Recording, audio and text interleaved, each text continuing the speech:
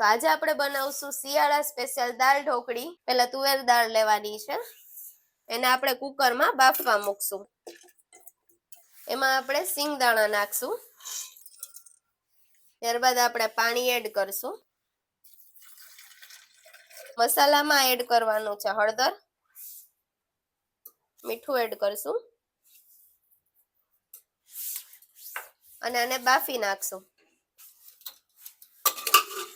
કુકરમાં આપણે 5 વિસલ થવા દેશું.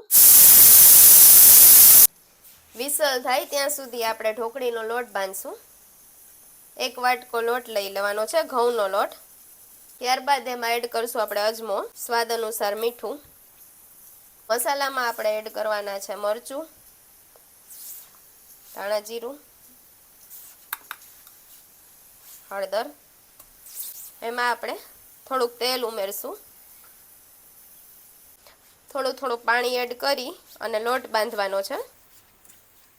લોટને આ રીતે મસળી અને 5 થી 10 મિનિટ આને રેસ્ટ આપવાનો છે.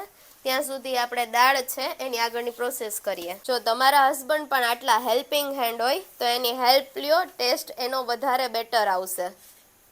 દાળ સરસ રીતે બફાઈ ગઈ છે. હવે એમાં આપણે થોડુંક પાણી એડ કરી દાળને બ્લેન્ડ કરી લઈએ.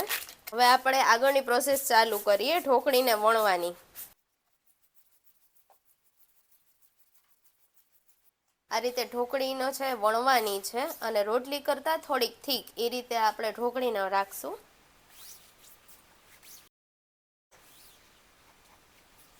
દાળવાળું કુકર છે એ મૂકી દઈએ.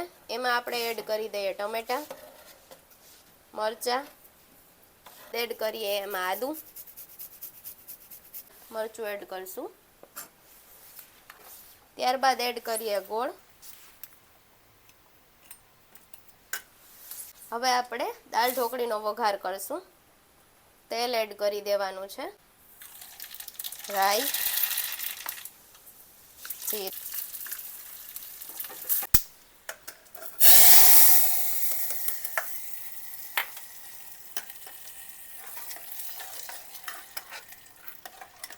દાળનો વઘાર થઈ જાય ત્યારબાદ એક પીસ છે ઢોકળીના એડ કરવાના છે. ઢોકળી એડ કર્યા બાદ એને 10 થી 15 મિનિટ ધીમા ગેસે આપણે એને ઉકળવા દઈએ.